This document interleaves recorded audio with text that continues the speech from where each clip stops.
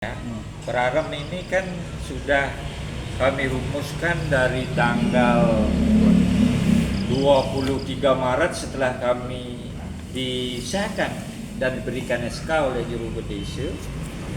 Terus kami rumuskan dan sampai pada 11 April kami Parlemen Desa untuk menyempurnakan Perarem Adagan Pendesa Desa Adat Serangan di tanggal 11 April.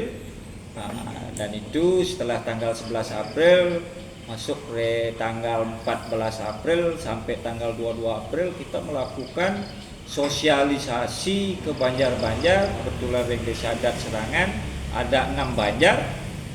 Kita melakukan sosialisasi tanggal 14 di Banjar Kaje, tanggal 17 ya di Banjar Pojok sampai Banjar Dukuh di tanggal 22 terakhir melakukan sosialisasi tentang Perarem Desa Adat Serangan yang sudah disempurnakan. Terus setelah selesai melakukan sosialisasi di Banjar Dukuh, kita berkoordinasi dengan MDA Kota untuk membuat bagaimana Perarem itu supaya sesuai dengan bahasa hukum, karena kita kebetulan tidak tahu bahasa hukum tentang Perarem sehingga perlu kita dibina oleh MDA Kota. Setelah kita berkoordinasi dan kita diberikan arahan oleh MDA Kota, di tanggal 26 lagi kita melakukan Parlemen Desa untuk mengesahkan dan menetapkan Perarem tata cara ngadagan bendesa adat Serangan. Itu di tanggal 26 dan Perarem itu sudah ditandatangani oleh Juru Gede Bedesa dan Penyarikan Desa Adat Serangan. Sehingga kami di panitia menganggap itu karena sudah disahkan dalam Parlemen Desa dan sudah ditandatangani oleh Bendesa dan Penyarikan Desa, sehingga kami di Desa Adat itulah yang keputusan yang tertinggi karena ada pengesahannya di Parlemen Desa. Mengenai registrasi di MDA Provinsi Bali itu hanya registrasi penomoran, dan itu sudah kami ajukan dari tanggal 3 Mei ya 2024 kemarin. Namun sampai sekarang belum ada penomoran registrasi. Padahal dalam pengajuan untuk registrasi Perarem itu sudah kami dapat rekom dari Bendesa yang ditandatangani oleh Penyarikan, dari Majelis Alitan sudah ada rekomnya, dari Majelis Kota sudah ada rekomnya juga. Terus apa yang ditunggu sebetulnya untuk meregistrasi itu? Kan gitu. Dan kami sudah memenuhi syarat itu. Dari desa sudah tanda tangan, dari Majelis Alitan sudah ada rekom, dari MDA Kota juga ada rekom. Kan gitu. Betulnya apa lagi yang ditunggu untuk meregistrasi itu?